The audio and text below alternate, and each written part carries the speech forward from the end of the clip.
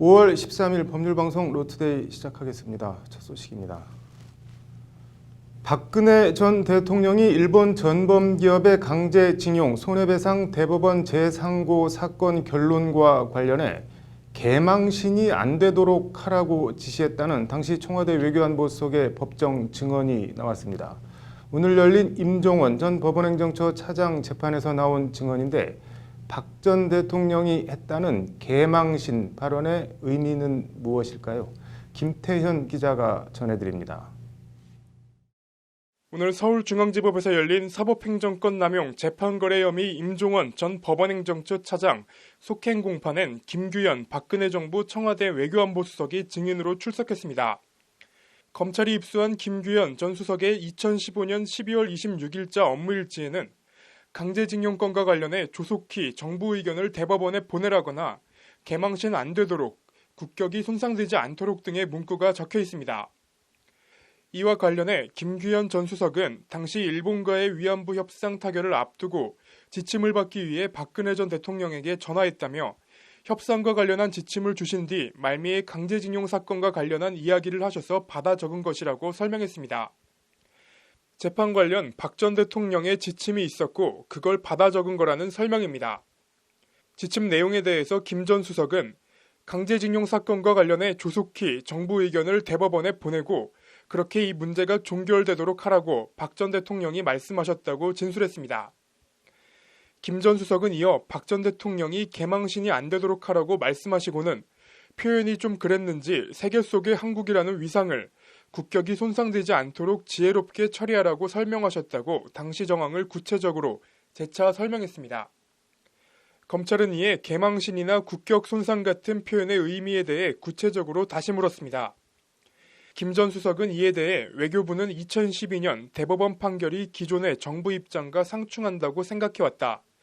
그로 인해 일본 측과 외교 문제가 계속돼 왔으니 판결 내용이 종전의 정부 입장에 맞게 돼야 한다는 의미로 이해했다고 답변했습니다. 2012년에 원래 판결대로 확정되는 것이 망신일 수 있다는 의미냐는 검찰의 확인 질문에 김 전 수석은 분명한 어조로 그렇다고 다시 답변했습니다. 박근혜 전 대통령이 다시 판결이 그렇게 나면 개망신이라고 생각한 2012년 원래 대법원 판결은 일제 전범기업의 강제징용 배상 책임이 있다는 취지의 판결입니다. 김규현 전 수석은 이런 강제징용 배상 판결은 개망신이라는 박 전 대통령의 지시를 이병기 당시 대통령 비서실장과 윤병세 당시 외교부 장관 등에게 전달했다고 밝혔습니다. 법률방송 김태현입니다.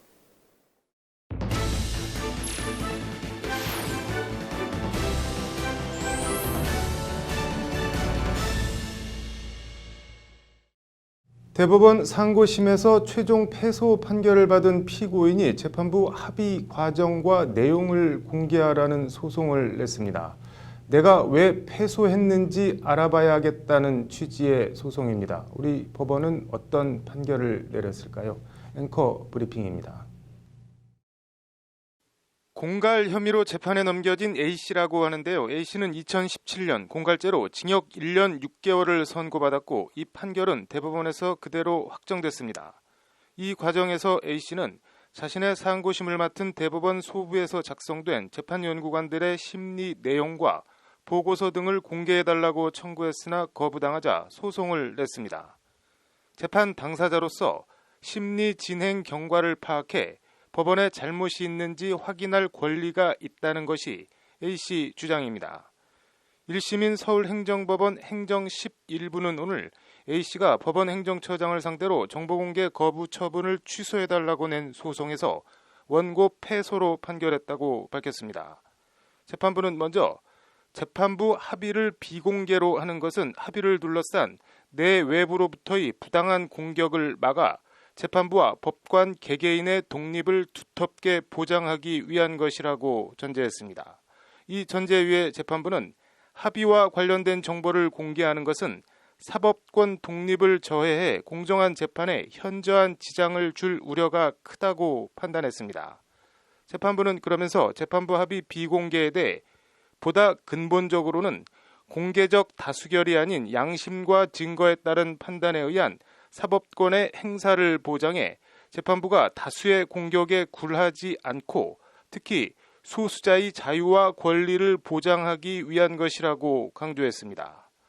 원고가 해당 재판의 당사자로서 밀접한 이해관계를 가지고 있다고 하지만 그런 이익이 사법권 독립으로 확보되는 공익보다 크다고 볼 수 없다는 것이 재판부 판시입니다. 재판부는 아울러 합의부의 심판권은 하나의 결론으로 행사되는 것으로 합의 과정에서 나온 모든 의견이 국민의 권리 의무에 직접적 영향을 미치지도 않는다고 덧붙였습니다. 재판 결과에 승복하기 어려우니 판결 과정을 좀 보자는 요청에 대한 오늘 행정법원 판결을 거칠게 요약하면 합의 과정의 세부 내용은 법원 안팎의 쓸데없는 논란과 공격을 차단하고 사법부와 법관 독립을 위한 것이니 알려하지 마라로 압축됩니다. 재판부 합의 과정과 논의 내용, 어떤 말들이 나왔는지 등을 재판 당사자가 알면 사법부와 법관의 독립이 훼손된다는 우리 법원 판결, 어떻게 생각하십니까? 아무튼 재판 합의 과정과 내용 비공개가 소수자의 자유와 권리를 보장하기 위한 것이라는 게 우리 법원 판결 내용입니다. 앵커 브리핑이었습니다.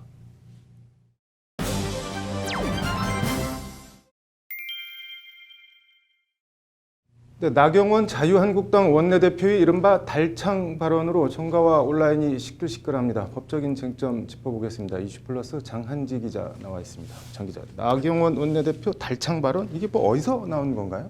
네, 지난 9일 문재인 대통령이 청와대에서 취임 2주년 특별 대담을 가졌습니다. 네. 이때 대담 진행자로 나선 송현정 KBS 기자가 네. 대통령의 발언을 끊는 등 공격적인 질문과 태도 논란으로 무례하다는 비판이 일각에서 일었는데요. 네. 이에 나경원 원내대표가 지난 11일 오후 대구에서 열린 한국당 장외 집회에서 송 네. 기자를 지칭하면서 네. KBS 기자가 요새 문바 달창들에게 공격받았다며 기자가 대통령에게 좌파 독재에 대해 어떻게 생각하는지 묻지도 못하냐고 발언했습니다. 네. 뭐 문바는 뭐 어쨌든 들어는 봤는데 달창 이건 또 뭔가요? 문재인 대통령의 성문, 영어로 달을 본떠서 달빛 기사단이라고 불리는 문 대통령 지지자들을 네. 일부 극우 네티즌들이 달빛 창녀단, 줄여서 달창으로 속되게 비하해서 부르는 표현입니다. 이건 뭐 문재인 대통령 지지자들을 창녀라고 여성과 뭐 문 대통령 지지자들을 다 싸잡아서 비하하는 말인데 이거 좀 생각이 달라도 뭐 좀 너무한 것 같은데 어떤가요? 네, 그래서 나경원 원내대표도 파문과 비판이 이제 일파만파 커지자 네. 같은 날 오후 부랴부랴 사과문을 냈습니다. 네. 문 대통령의 극단적 지지자를 지칭하는 과정에서 그 정확한 의미와 표현의 구체적 유래를 전혀 모르고 특정 단어를 썼다면서 인터넷상 표현을 무심코 사용해 논란을 일으킨 점에 대해서 사과드린다고 밝혔습니다. 네. 나 원내대표는 이어서 결코 세부적인 그 뜻을 의미하기 위한 의도로 쓴 것이 아님을 분명히 말씀드린다고 거듭 해명했습니다. 뭐 단어는 아는데 뜻은 몰랐다는 해명인데 잘 이해가 안 가는데 어떤가요? 네, 민주당도 대동소이합니다. 네. 이해식 민주당 대변인도 국회 정론관 브리핑에서 네. 나경원 원내대표가 여성 혐오적인 일베 용어를 사용해 물의를 일으켰다면서 네. 그가 사과한다고는 했으나 과연 사과한 것인지 강한 의문이 남는다고 지적했습니다. 네. 이어서 달창이라는 누가 봐도 생경한 단어를 법관 출신인 나 원내대표가 모르고 썼다는 말을 과연 믿을 수 있을까라면서 네. 그의 말대로 의미를 모르고 썼다면 사리 분별력이 없는 것이고 네. 알고도 모른 척한 것이면 교활하기 그지없는 것이라고 이해식 대변인은 질타했습니다. 네. 그리고 박찬대 원내대변인도 별도의 논평을 통해서 네. 2007년 대선 당시 이명박 후보의 BBK 의혹 제기 해명과 관련해서 네. 판사 출신 나경원 원내대표의 변명은 2007년 당시 이명박 대통령 후보 대변인으로서 주어는 없다라는 명언을 남긴 것을 떠오르게 한다고 비꼬기도 했습니다. 네. 무소속 손혜원 의원은 페이스북을 통해서 네. 표현의 의미와 구체적 유래를 전혀 모르고 썼다. 모르고 쓴 게 더 한심한 일인 걸 아직도 모르시네. 세상 만만치 않다는 것을 보여드리겠다고 향후 법적 대응을 암시하기도 했습니다. 네. 이게 뭐 오늘 하루 종일 시끌시끌하던데 국회가 이게 법적으로는 어떻게 되나요? 뭐 명예훼손이나 모욕죄 같은 게 되나요? 어떤가요? 네, 아무래도 성립이 어렵습니다. 네. 명예훼손의 경우 특정 대상에 대해서 사실이나 허위의 사실을 적시해야 하는데요. 네. 이제 달창, 창녀라는 표현이 이게 사실 적시인지도 이제 볼 수가 없고 네. 누구를 적시해서 창녀, 달창이라고 이제 적시한 건지도 모호해서 피해자 특정도 어렵습니다. 네. 관련해서 최한승 변호사의 말을 들어보시죠. 네.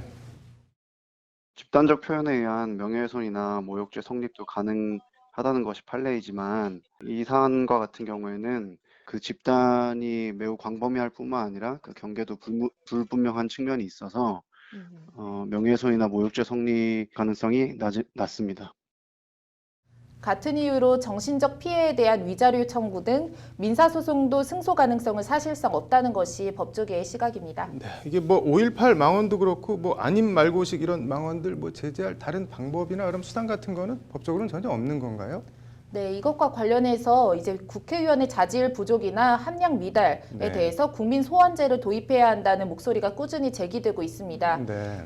국민 소환제는 선출직 공직자가 네. 법을 위반한 거나 용인하기 어려운 수준의 부당한 언동 등을 했을 때 네. 이제 유권자인 국민이 소환을 발의하고 투표해서 의원 자격을 박탈하는 제도입니다. 네. 관련해서 청와대 게시판에도 국민 소환제 도입을 골자로 하는 청원이 올라와 있습니다. 네. 해당 청원에는 오늘 오후 기준 15만 명 넘게 이제 동참을 네. 하면서 마감일인 24일까지는 청와대 답변 기준인 20만 명이 넘을 것으로 예상이 되고 있습니다. 네. 이와 관련해서 국회는 현재 여야 모두 관련 법안들을 발의해 놓고 있기는 한데요. 네. 워낙 예민한 문제고 개헌과 맞물리는 문제여서 통과될지는 미지수입니다. 네. 뭐 아무튼 좀 지켜봐야겠는데 국회는 진짜 하루도 조용할 날이 없네요. 오늘 잘 들었습니다.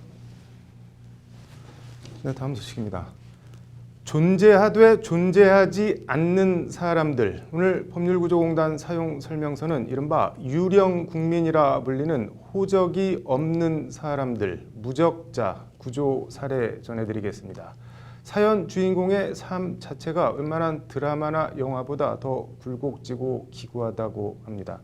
신세아 기자입니다.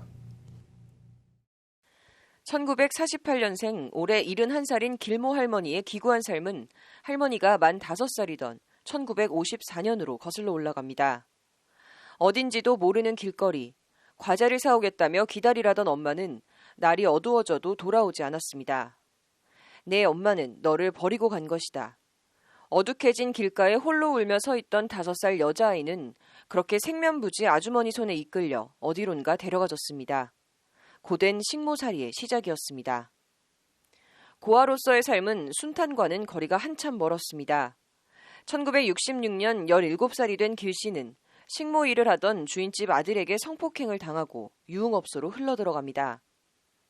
살면서 만난 이런저런 사람들은 남자건 여자건 자신을 때리며 착취하거나 속여서 돈을 훔쳐 달아나거나 대충 그랬습니다.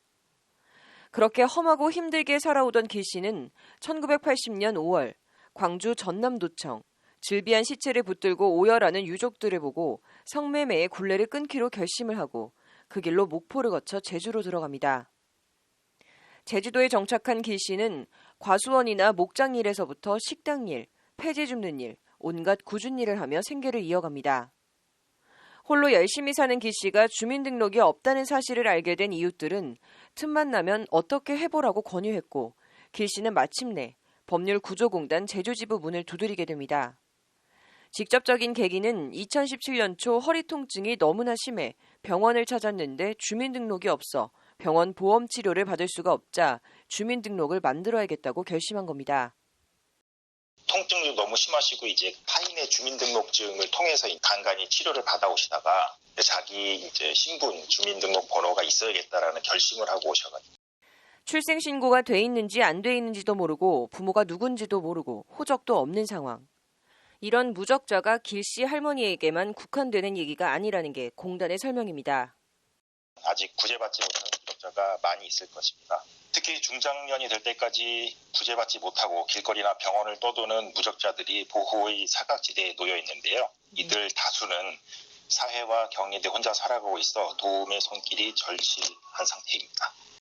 무적자 할머니에게 주민등록을 찾아주겠다는 공단의 노력 끝에 할머니는 2017년 7월 제주시청에서 가족관계 등록부 부존재 증명서를 발급받아 가족관계 등록 창설 허가를 법원에서 받아낼 수 있었습니다.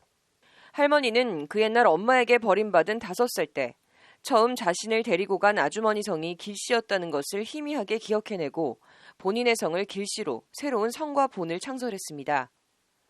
2017년 8월 1일 할머니는 마침내 주민등록증을 발급받을 수 있었습니다. 태어나 처음 69년 만에 주민등록증이라는 것을 손에 쥐어보게 된 것입니다. 주민등록번호가 없어 병원 치료조차 제대로 받지 못하던 할머님이 69년 만에 새 삶을 살아갈 수 있도록 해드릴 수 있어 다행이었고요. 조금이나마 도움을 드릴 수 있어 보람을 느끼는 사건이었습니다. 법률구조공단은 길씨처럼 사회와 격리돼 법적인 보호 없이 살아가고 있는 무적자들이 많다며 앞으로도 전국의 무적자들을 찾아 주민등록증을 만들어줄 계획이라고 밝혔습니다. 법률방송 신세아입니다. 이어서 법조계 소식 전해드리겠습니다. 김영란 대법원 양형위원회 신임위원장이 오늘 첫 회의를 주재하고 활동을 시작했습니다. 김 위원장은 국민 눈높이에 맞는 양형 정책을 연구, 심의해 나갈 것이라고 강조했습니다. 국가인권위원회가 정신지체장애인에 대한 인터넷 뱅킹이나 스마트 뱅킹 비대면 거래 불허 등은 인권 침해에 해당한다며 해당 금융기관과 금융감독원장의 개선 의견을 표명했습니다. 국민권익위원회는 자금 메모나 기념도장 등 경미한 여권훼손도 입국 거부 등의 불이익을 받을 수 있다는 사실을 여건에 명확히 표기하도록 외교부에 권고했습니다. 법원이 오늘 자정 1차 구속기한이 만료되는 임종원 전 법원행정처 차장에 대한 추가 구속영장을 발부했습니다. 이에 따라 임 전 차장은 향후 6개월간 다시 구속 상태에서 재판을 받게 됩니다. 5월 13일 법률방송 로투데이 마치겠습니다. 시청해주셔서 감사합니다.